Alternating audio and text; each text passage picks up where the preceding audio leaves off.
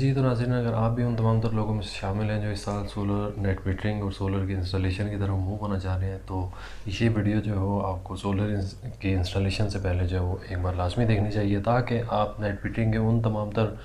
जो हक़ाइक़ हैं उनसे आगाह रहें, जो आमतौर पर आपको सोलर की इंस्टॉलेशन और नेट मीटरिंग करवाने तक जो है वो मालूम नहीं होते, ना ही सोलर इंस्टॉलर जो है वो आपको इन चीज़ों के बारे में बताते हैं। तो नाज़रीन, आज की इस वीडियो में हम आपको 5 एक ऐसी चीज़ों के बारे में बताएंगे जो आपके नॉलेज में जो है वो इजाफ़ा करेंगी और आपको एक बेहतर स्टेज के ऊपर ला के खड़ा करेंगी, ताकि आप डिसाइड कर सकें कि आप सोलर नेट मीटरिंग से कौन कौन से फ़ायदे जो हैं वो हासिल करना चाह रहे हैं, और उन फ़ायदों के साथ आपको वो कौन कौन सी प्रॉब्लम्स हैं जो आप जो है वो नेट मीटरिंग की इंस्टॉलेशन के बाद जो है वो फेस कर सकते हैं।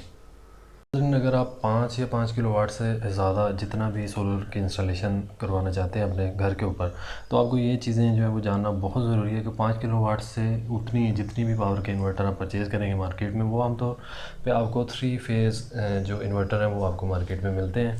3 फेज़ इन्वर्टर का मतलब ये है कि उन 3 फेज़ इन्वर्टर को प्रॉपर वर्किंग के लिए 3 फेज़ सप्लाई जो है वो प्रोवाइड करना बहुत ज़रूरी होता है। तो नाज़रीन, सबसे पहला इशू भी इसी 3 फेज़ इन्वर्टर के साथ आपकी नेट मीटरिंग के अंदर जो है वो पैदा हो जाता है, क्योंकि हमारे यहाँ वापडा की तरफ से 3 फेज़ की जो सप्लाई है वो आमतौर पे इंश्योर नहीं की जाती, क्योंकि उसमें से अक्सर औक़ात आपके जब बारिशें या अंधेरियाँ वगैरह आपके इलाकों में आती हैं, तो वहाँ पे आपको 3 फेज़ की सप्लाई इंश्योर वापडा की तरफ से नहीं की जाती, और सम टाइम ऐसा होता है कि आपका एक फेज़ जो है वो मिसिंग हो जाता है। मतलब आपकी 2 फेज़ के ऊपर 3 फेज़ की सप्लाई जब चलेगी तो आपका इन्वर्टर जो है वो स्टार्ट नहीं होगा, उसके साथ ही आपका नेट मीटरिंग का जितना भी सोलर सिस्टम है वो बंद हो जाएगा। तो नाज़रीन, कभी भी सोलर नेट मीटरिंग करवाने के लिए आप 3 फेज़ इन्वर्टर का पाकिस्तान के अंदर रहते हुए ये चूज़ ना करें, और क्योंकि आगे चल के आपको ख़ासकर डोमेस्टिक लेवल की मैं बात कर रहा हूँ, अगर आप डोमेस्टिक जो है वो सोलर इंस्टॉलेशन चाहते हैं नेट मीटरिंग के, तो आप 3 फेज़ इन्वर्टर कभी भी परचेज़ ना करें, क्योंकि 3 फेज़ की सप्लाई आपके घरों के अंदर इंश्योर वापडा जो है वो नहीं करता, उसके साथ आपका सिस्टम कई महीने बंद हुआ पड़ा रहता है। दूसरी सबसे अहम बात जो आपके लिए जानना बहुत ज़रूरी है वो ये है कि आपके वो तमाम तरह यूनिट जो आप अपनी नेट मीटरिंग के सेटअप के ज़रिए वापडा को एक्सपोर्ट कर देंगे, वो आप 3 महीनों के अंदर वापडा से जो है वो रिटर्न ले सकते हैं। मतलब आप यूनिट के बदले यूनिट जो है वो वापडा से 3 महीने तक आप उनसे रिटर्न ले सकते हैं। अगर आप एक 3 महीने के पीरियड के अंदर अपने वो तमाम तर यूनिट जो आपने वापडा को एक्सपोर्ट किए हैं आप उनसे रिटर्न नहीं ले रहे, तो वो एक्स्ट्रा यूनिट जो आपने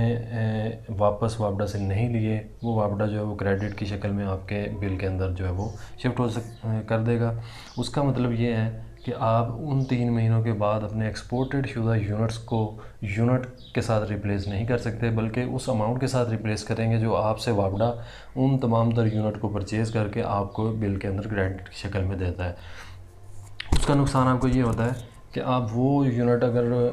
यूनिट के बदले यूनिट वापडा से लेंगे 3 महीने तक, तो वो तो आपके फ़ायदे में है। उसके बाद 3 महीने के बाद जब आपके एक्सपोर्टेड एक्स्ट्रा यूनिट जो है वो वापडा आपसे परचेज़ करेगा, तो वो आपसे अपनी जो यूनिट प्राइस है उससे हाफ़ अमाउंट में आपके साथ वो जो है वो उन यूनिट्स को परचेज़ करेगा। अगर लेट्स से कि अगर आपको एक यूनिट 40 रुपये का 3 फेज़ यूनिट के ऊपर वो 3 फेज़ मीटर के ऊपर देता है, तो आपसे वो यूनिट जो आपने सोलर के ज़रिए वापडा को एक्सपोर्ट किया है, तो वो आपको 19 या 20 रुपये के हिसाब से आपके बिल के अंदर क्रेडिट में शामिल करेगा। तो दूसरा, ये चीज़ जो है वो आमतौर पर लोगों को नहीं पता होती, तो मैंने आपको बताना जो है वो मुनासिब समझा है। पॉइंट नंबर 3 नाज़रीन, ये सबसे जो है वो अहम पॉइंट है जो आपके समझने के लिए जो है वो बहुत ज़्यादा ज़रूरी है कि आप नेट मीटरिंग करवा तो लेते हैं, नेट मीटरिंग करवाने के बाद जब आपका बिल आता है तो आपको पता चलता है कि वो तमाम तर यूनिट जो आपने शाम 6 से लेकर 10 के दरमियान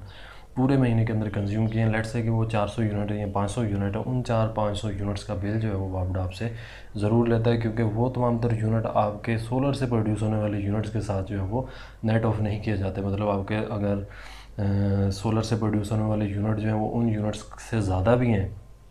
तो भी वापडा जो है वो उन यूनिट्स का डबल बिल आपसे जो है वो चार्ज करता है। मतलब अगर आपको 40 का यूनिट फ़रोख्त करता है शाम 6 से 10 के दरमियान, तो आपके एक्स्ट्रा यूनिट्स को वो 20 रुपये के हिसाब से आपसे परचेज़ करेगा पहले, और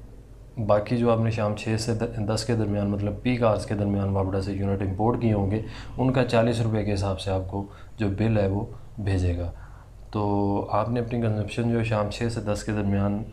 मिनिमल रखनी है, ताकि आपका बिल जो है वो नियर टू ज़ीरो या कम एटलीस्ट हो सके नेट मीटरिंग के बाद भी।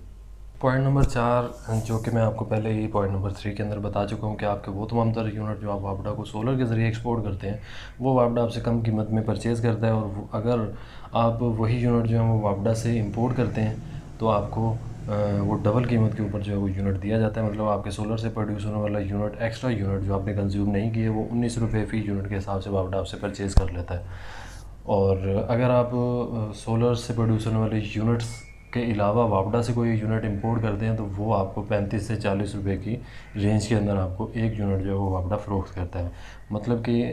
आपके सोलर से प्रोड्यूस होने वाले यूनिट की कीमत और आप वापडा से जो यूनिट परचेज़ करते हैं उसकी कीमत जो है वो उससे डबल जो है वो आपसे चार्ज की जाती है। तो नेट मीटरिंग का एक सबसे जो एक मेन इशू जो है वो आप फेस कर सकते हैं, वो ये भी था जो आपके साथ मैंने शेयर कर दिया। नाज़रीन, 5 नंबर पॉइंट जो है वो आखिरी पॉइंट जो मैं आपके साथ शेयर करना चाह रहा हूँ वो ये है कि नेट मीटरिंग करवाने के लिए बहुत से लोग जो हैं वो पाकिस्तान के अंदर जो है वो विलिंग होते हैं कि वो अपने सोलर की इंस्टॉलेशन करवाएं और नेट मीटरिंग की तरफ मूव करें। लेकिन उनमें से जो अक्सरियत है वो ये चीज़ नहीं जानती कि वापडा जब आपको नेट मीटरिंग का कनेक्शन देता है तो वापडा के एम्प्लॉयज़ जो हैं वो आपको ब्लैकमेल करते हैं कि आप जो है वो उनको रिश्वत जो है वो दें, तब वो आपके नेट मीटरिंग की एप्लीकेशन जो है उसको प्रोसेस करेंगे। तो नाज़रीन, मैंने अपने घर के अंदर एक नेट मीटरिंग का सिस्टम जो है वो 10 किलोवाट का इंस्टॉल करवाया है। और मैं वापडा के तमाम तरह एम्प्लॉय से जो है वो मिल चुका हूँ। और मेरा जो पर्सनल एक्सपीरियंस है वो मैं आपके साथ शेयर करना चाहता हूँ। वो ये है कि नेट मीटरिंग का process A to Z complete करने के लिए मैक्सिमम, या इसको आप कह लेंगे मोर देन इनफ टाइम जो होता है वो 2 वीक्स का होना चाहिए। जो कि ये वापडा के करप्ट एम्प्लॉयज़ अपनी करप्शन के लिए आपको 3 से 4 महीने तक जो है वो डिले में डाल देते हैं। और जब तक आप उनको उनके मन मर्ज़ी की अमाउंट, उनकी रिश्वत जो है वो उनको जेब गर्म नहीं करते तो वो आपके नेट मीटरिंग का कनेक्शन और उसकी एप्लीकेशन को प्रोसेस नहीं करते। तो सबसे बड़ा नेट मीटरिंग का प्रॉब्लम ये भी है कि पाकिस्तान के अंदर नेट मीटरिंग करवाने के लिए भी आपको पहले रिश्वत देना पड़ेगी और उसके बाद जो है वो इदारे जो हैं वो आपका काम करेंगे। मेरी गवर्नमेंट से ये अपील भी है कि गवर्नमेंट्स जो है वो इस इशू के ऊपर जो है वो ख़ास तौर पर तवज्जो दें ताकि आम शहरी को जो है वो नेट मीटरिंग और सोलर के इंस्टॉलेशन के दौरान जो है वो कोई इशू फेस ना करना पड़े। उम्मीद है कि नाज़रीन आपको ये वीडियो पसंद आई होगी। अगर आपको ये वीडियो पसंद आई है तो मेरे चैनल को सब्सक्राइब और मेरी वीडियो को लाइक ज़रूर कर दें। जज़ाकल्लाह खैर, आपसे मुलाकात होगी अगली वीडियो में।